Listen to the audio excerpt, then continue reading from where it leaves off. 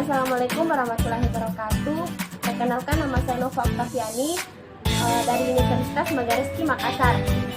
Pada kesempatan video kali ini, saya akan memaparkan resume materi kimia klinik, yaitu mengenai beberapa spesimen.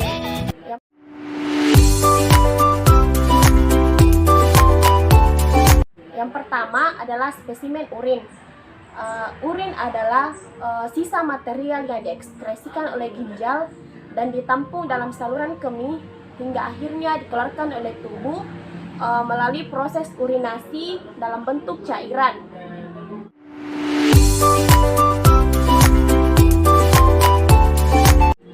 Yang kedua adalah spesimen sperma, di mana sperma adalah zat setengah cair atau setengah kental yang terdiri dari dua bagian utama, yaitu plasma sperma dan spermatozoa, di mana plasma sperma dihasilkan oleh kelenjar prostat, verruca seminalis, epididymis, Cowper, dan litter.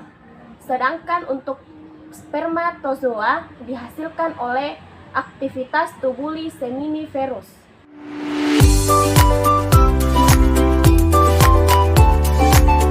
Yang ketiga adalah spesimen feses. Feses adalah sisa hasil pencernaan dan absorpsi dari makanan yang kita makan dan dikeluarkan lewat anus dari saluran cerna. Adapun jumlah feses normal yang kita produksi per harinya adalah 100 hingga 200 gram.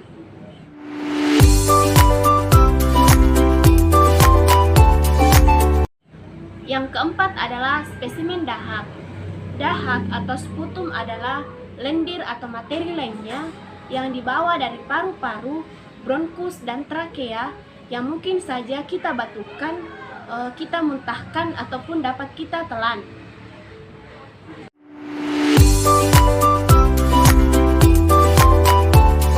Kelima adalah spesimen darah. Pada video ini saya akan membahas lebih spesifik mengenai spesimen darah.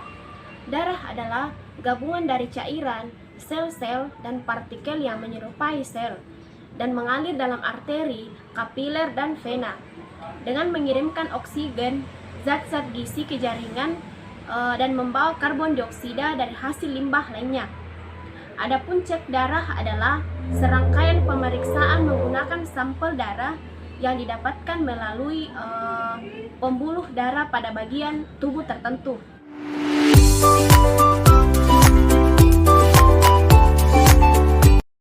Adapun penyakit yang berhubungan dengan spesimen darah adalah yang pertama DM atau diabetes mellitus, yang kedua adalah kanker, yang ketiga anemia, yang keempat malaria, dan yang kelima adalah leukemia, dan masih banyak lagi penyakit yang berhubungan dengan spesimen darah.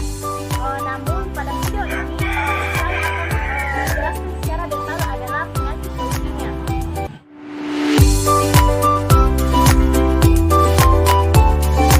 Leukemia adalah penyakit keganasan sel darah yang berasal dari sum-sum tulang. Pada leukemia terdapat gangguan dalam pengaturan dan proliferasi sel leukosit secara tidak teratur serta tidak terkendali, sehingga fungsinya menjadi tidak normal. Kelainan yang menjadi ciri khas sel leukemia diantaranya termasuk asal mula atau gugus pada sel klonal, kelainan proliferasi, kelainan sitogenetik dan morfologi, serta perbedaan biokimiawi terhadap sel-sel normal yang ada pada tubuh manusia.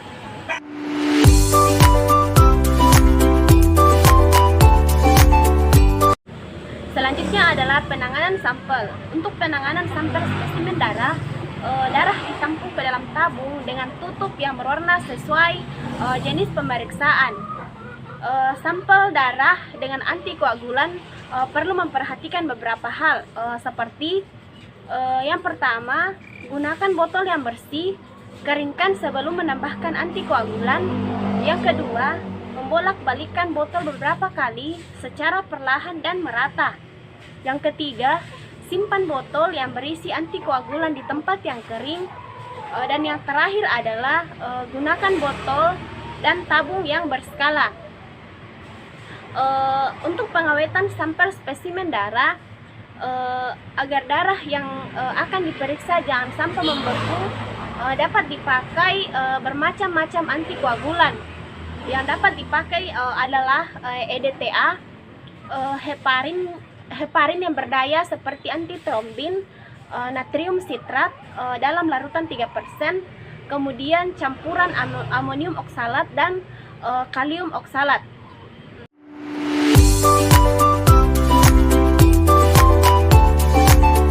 Selanjutnya adalah penyebab penyakit leukemia. Penyebab penyakit leukemia sampai saat ini masih belum diketahui secara pasti, namun faktor lingkungan terutama faktor eksternal dan internal diduga dapat meningkatkan resiko terjadinya penyakit leukemia. Paparan radiasi dosis tinggi dan infeksi virus juga diduga dapat berperan dalam terjadinya penyakit leukemia. Selanjutnya adalah zat-zat kimia. Zat-zat kimia misalnya benzen, arsen, dan pestisida diduga dapat meningkatkan risiko terjadinya penyakit leukemia. Setelah itu yang terakhir adalah merokok. Merokok merupakan salah satu faktor resiko untuk berkembangnya leukemia. Rokok mengandung leukemogen yang berpotensial untuk penderita leukemia, terutama untuk tipe LMA atau leukemia mieloid akut.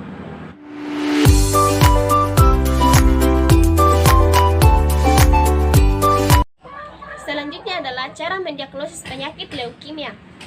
Cara mendiagnosis penyakit leukemia yaitu dengan mempelajari gejala-gejala klinis yang terjadi.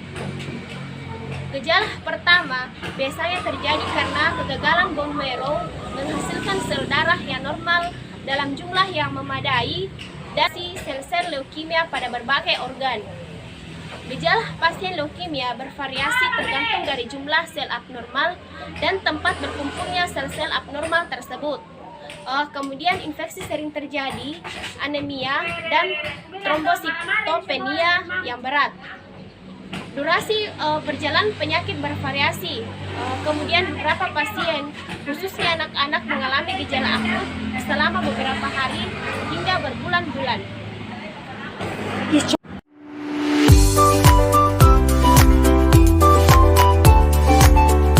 Selanjutnya adalah faktor pencetus penyakit leukemia. Yang pertama adalah host. Host itu meliputi umur, jenis kelamin, dan ras. Insiden atau kejadian pada leukemia secara keseluruhan bervariasi menurut umur. Antara umur 15 hingga 39 tahun itu dapat berpotensi. Kemudian pada pria lebih berpotensi besar untuk mengidap penyakit leukemia dibandingkan pada wanita. Selanjutnya adalah faktor genetik. Insiden atau kejadian leukemia pada anak-anak penderita sindrom Down adalah 20 kali lebih banyak daripada kejadian pada normal. Kelainan pada kromosom 21 dapat menyebabkan leukemia akut.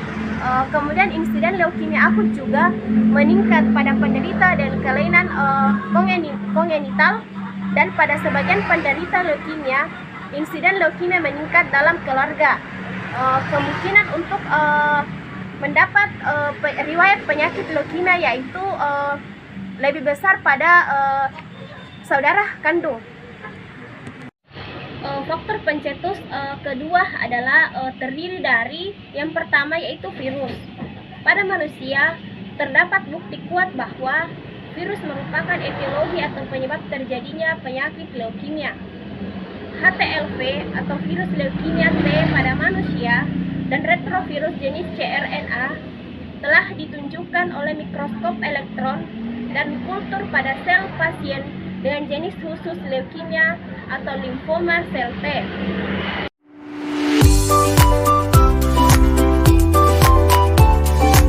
Selanjutnya adalah pengobatan leukemia.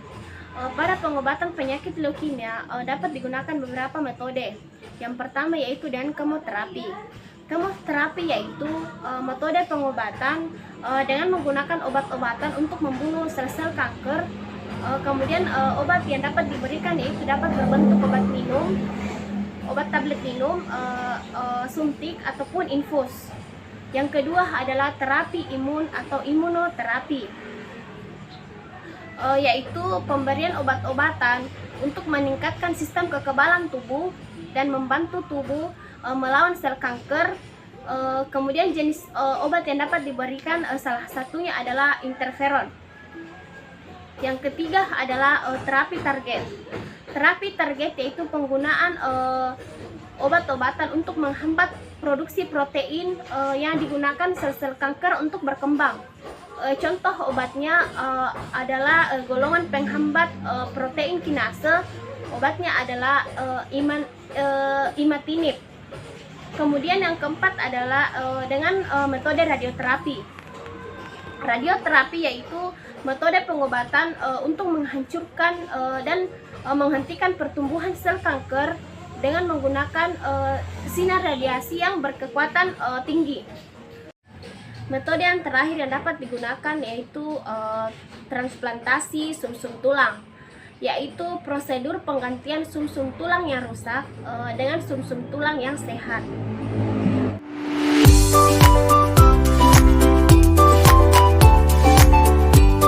Kemudian untuk pencegahan leukemia dapat kita lakukan, yang pertama melakukan olahraga secara teratur, yang kedua menghentikan kebiasaan merokok, yang ketiga menggunakan APD atau alat pelindung diri, terutama jika bekerja di lingkungan yang rentan terpapar bahan-bahan kimia seperti benzen.